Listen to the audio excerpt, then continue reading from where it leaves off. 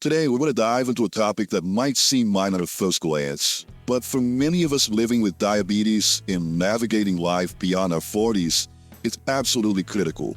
Have you ever thought twice about a simple, everyday act like trimming your toenails? Or perhaps you've dismissed a tiny cut on your foot, thinking, oh, it's nothing, it'll heal on its own. You're not alone if these thoughts have crossed your mind. Many people do.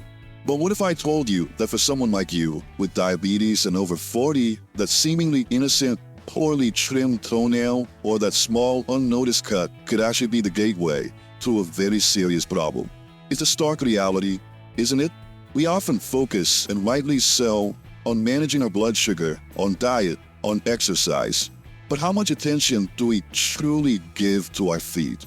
For those of us who have lived with diabetes for some time, especially as we enter our prime years past 40, our bodies begin to tell a different story. The delicate balance within our circulatory system can become compromised, leading to slower blood flow, particularly to the extremities, your feet. And then there's the insidious effect on our nerves.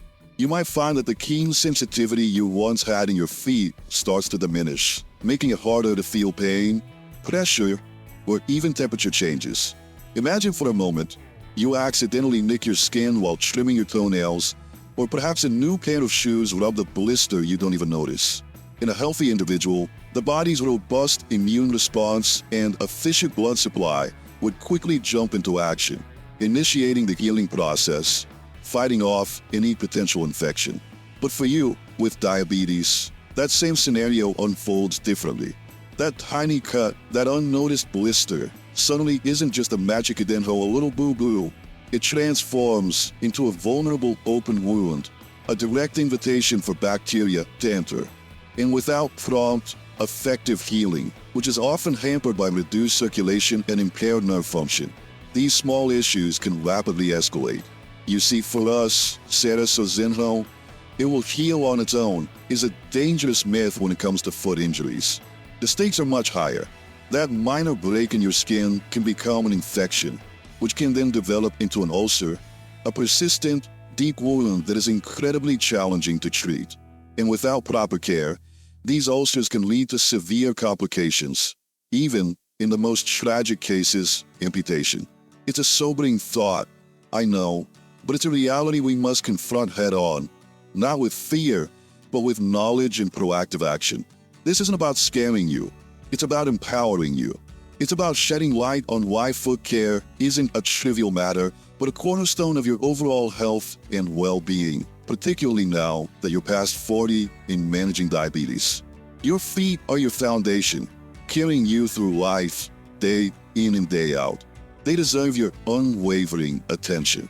So, how do we shift from a misconception that it's just a scratch to understanding the profound importance of daily foot care? How do we protect ourselves from these silent threats that can undermine our quality of life? In this series, we're going to demystify these risks, break down the science behind why our feet are so vulnerable, and, most importantly, equip you with essential, actionable steps. We'll explore everything from daily examinations and proper hygiene to choosing the right footwear. But first, let's truly understand the silent villains at play here. Have you ever wondered what exactly makes your feet so susceptible to these serious complications? Well, in our next segment, we'll dive deep into the primary culprits, diabetic neuropathy and peripheral artery disease. Stay with me. As promised, we're now going to pull back the curtain on the silent villains that often make your feet so vulnerable when you have diabetes, especially after 40. These aren't abstract concepts. They are real, physical changes happening within your body that demand your understanding and attention. The two main culprits we need to talk about are diabetic neuropathy and peripheral artery disease. Let's start with a condition that affects millions, yet often goes unnoticed until it's too late: diabetic neuropathy. Have you ever experienced a strange, tingling sensation in your toes, perhaps a persistent numbness, or even a burning pain that seems to come and go without reason? These could be subtle whispers from your nerves, signaling the onset of diabetic neuropathy. This condition is essentially nerve damage caused by prolonged high blood sugar levels. Think of your nerves as intricate electrical wires that transmit messages between your brain and every part of your body. In your feet, these nerves are responsible for sending signals about touch, temperature, pressure, and pain. When diabetes damages these wires, these crucial messages get disrupted or sometimes don't get through at all. Imagine for a moment stepping on a small, sharp object, perhaps a tiny pebble or even a tack, and feeling absolutely nothing. Can you picture that? Your body's natural alarm system, which would normally scream danger and prompt you to react immediately, is silenced. This diminished sensation, or even a complete loss of feeling, is a hallmark of neuropathy. It's why you might not notice a blister forming from ill-fitting shoes, or a cut from a poorly trimmed toenail, or even a hot bath that's too scalding. Your feet simply aren't sending the urgent warnings they once did. And without those warnings, a minor injury can fester unnoticed, turning into a much more serious problem before you even realize it's there. This is why the machucadinho myth is so dangerous for you. Beyond the loss of sensation, neuropathy can manifest in other ways too. You might notice your feet feeling perpetually cold, even on a warm day, or perhaps experiencing an uncomfortable pins and needle sensation. Your skin might become unusually dry and prone to cracking, especially on the heels, because nerve damage can also affect the sweat glands that keep your skin supple. These cracks, just like cuts, are tiny invitations for bacteria to enter, accelerating the risk of infection. So, if you've been feeling any of these symptoms, tingling, numbness, unexplained pain, or persistent dryness, it's your body giving you a clear signal that it's time to pay closer attention. Now, let's talk about the second major player, peripheral artery disease, or PAD. While neuropathy affects the wires, PAD affects the pipes, your blood vessels. Diabetes can cause the arteries that carry blood to your legs and feet to narrow and harden, a process called atherosclerosis. Think of it like a clogged plumbing system. When these vital arteries become blocked or narrowed, the blood flow to your feet is significantly reduced. And why is robust blood flow so incredibly important? Because blood carries oxygen, nutrients, and crucial infection-fighting cells to every part of your body, including your feet. When your feet aren't receiving an adequate supply of healthy, oxygen-rich blood, several critical things happen. Firstly, any wound or injury, that small cut, that blister, that ingrown toenail, struggles to heal. The vital building blocks for repair simply aren't getting there efficiently. Secondly, your body's ability to fight off infections is severely compromised. Bacteria, once they found an entry point, face less resistance, allowing infections to spread more rapidly and aggressively. You might notice your feet looking paler or even developing a bluish tint, especially when elevated.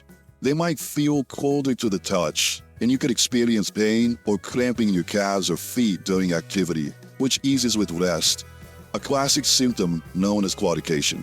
This pain is your body signaling that your muscles aren't getting enough blood flow. So, when you combine this silent nature of neuropathy, where you might not feel an injury, with the impaired healing and infection-fighting capacity of PAD, you have a truly dangerous combination. It's a double whammy that makes your feet incredibly vulnerable. This is why daily vigilance is not just a recommendation. It's a necessity for you.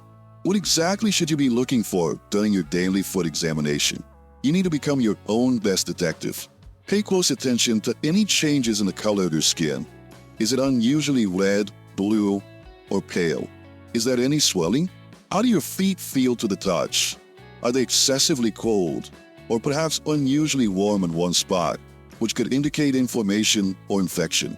Look closely for any breaks in the skin, cuts, scrapes, blisters, calluses, corns, or ingrown toenails. Don't forget to check between your toes for any redness, peeling, or signs of fungal infection. Even a small change can be a significant clue. And while your daily self-inspection is vital, remember that you are not alone in this. Regular medical evaluation is absolutely fundamental. Your doctor can perform simple, yet incredibly effective tests to assess the health of your feet. Have you ever had a doctor use a monofilament, a thin, flexible nylon fiber, to check the sensation in your feet? This quick, painless test can help identify areas where you've lost protective sensation, signaling neuropathy. And to assess your circulation, your doctor might recommend a vascular Doppler ultrasound, which uses sound waves to check blood flow in your arteries. These tests aren't just routine. They are critical tools that empower you and your healthcare team to detect problems early before they escalate into something more serious. Understanding these conditions, diabetic neuropathy and peripheral artery disease, is the first step towards protecting your feet. But knowing what they are leads us to the crucial question of why they develop and what other factors contribute to these risks. What habits or circumstances in your life might be silently increasing your foot vulnerability without you even realizing it. In our next segment, we'll uncover the various factors that contribute to these foot problems and how understanding them is key to effective prevention. Stay with me. Welcome back. In our last segment, we pulled back the curtain on the silent villains, diabetic neuropathy and peripheral artery disease, that make your feet so susceptible to complications when you're living with diabetes, especially after 40. We explored what these conditions are and how they compromise your feet sensation and circulation. But now it's time to ask the crucial question: why do these problems develop? And what other factors are quietly contributing to these risks in your daily life, perhaps without you even realizing it? You see, the challenges your feet face aren't random occurrences. They are often the cumulative result of various factors, some within your control and others that require careful management. Understanding these contributing elements is not just academic. It's the very first empowering step towards taking effective preventative action. So, let's delve into the specific reasons your feet might be more vulnerable. At the very top of this list, and arguably the most significant factor, is inadequate blood glucose control. We've talked about this before, but it bears repeating with emphasis. Persistently high blood sugar levels are the primary architect of damage to your nerves and blood vessels. Think of it this way. When your blood sugar is consistently elevated, it's like a corrosive agent slowly, relentlessly eroding the delicate structures within your body. Over time, this sustained exposure directly harms those intricate nerve wires we discussed, leading to neuropathy. Simultaneously, it accelerates the hardening and narrowing of your blood pipes, your arteries, exacerbating peripheral artery disease. So, while managing your blood sugar is a constant effort, do you now see just how profoundly it impacts the very foundation of your foot health? It's not just about energy levels or long-term organ damage. It's about the minute-by-minute health of your feet. Beyond blood sugar, there are other powerful risk factors. Have you ever considered the impact of smoking on your feet? If you're a smoker or have been in the past, you need to understand that tobacco use is a major accelerant for circulatory problems. Smoking constricts your blood vessels and damages their inner lining, further reducing blood flow to your extremities. It's like intentionally tightening those already compromised pipes, making it even harder for oxygen and nutrients to reach your feet and for your body to fight off infections. This greatly magnifies the risks associated with peripheral artery disease, making healing even more challenging and dangerous. Then, there's a cluster of lifestyle factors that, while not directly causing diabetes, significantly increase your risk of foot complications. We're talking about obesity, a sedentary lifestyle, and high blood pressure. Do you ever feel like these conditions are all interconnected? Well, they are. Obesity puts extra strain on your feet and can contribute to poor circulation. A lack of physical activity can also hinder healthy blood flow. And high blood pressure, much like high blood sugar, contributes to the damage and hardening of your arteries, making your circulatory system less efficient and your feet more vulnerable to the effects of PAD. Each of these elements, on its own, adds a layer of risk. Together, they create a more precarious situation for your foot health. Now, let's talk about something incredibly tangible and within your daily control: your footwear. It might seem like a small detail, but using inadequate shoes can be a silent saboteur of your foot health. Have you ever worn shoes that are too tight, too narrow, or have pointed toes? While they might look fashionable for someone with diabetes and reduced sensation, they are a recipe for disaster. These types of shoes can cause constant friction and pressure, leading to painful calluses, blisters, and even open wounds you might not feel until it's too late.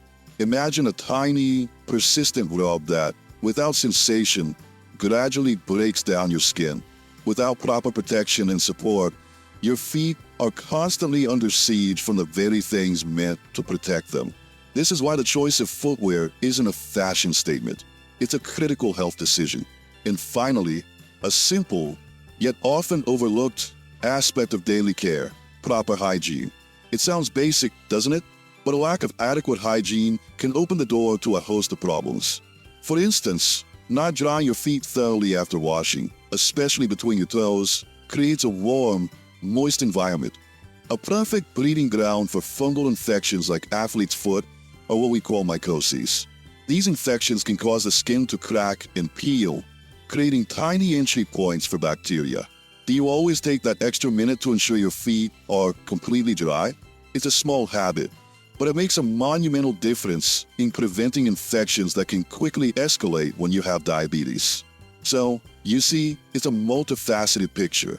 From the systemic impact of uncontrolled blood sugar and smoking to the wear and tear of inappropriate footwear and overlooked hygiene, various factors are constantly at play, influencing the health of your feet. Understanding these factors is not just about identifying risks. It's about recognizing the power you have to mitigate them. It's about empowering you to make informed choices that protect your feet day in and day out. But knowing the risks is only half the battle. What specific, actionable steps can you take to prevent these problems from ever taking hold? In our next and final segment, we will shift our focus entirely to prevention, providing you with a clear, practical guide to keeping your feet healthy and strong. Stay with me. Welcome back, and thank you for staying with me on this crucial journey. We've unraveled the what and the why behind foot complications for those of us living with diabetes and navigating life beyond 40. We've seen the silent villains, neuropathy and PAD, and understood the various factors that amplify your risks, from blood sugar control to the very shoes on your feet. Now, as promised, it's time to shift our focus entirely to empowerment, to the specific, actionable steps you can take every single day to protect your feet, maintain your independence, and ensure a vibrant quality of life. Prevention, my friends, is not just a concept. It's a daily practice, a commitment to yourself. So, where do we begin? The cornerstone, the absolute foundation of prevention, remains rigorous blood glucose control.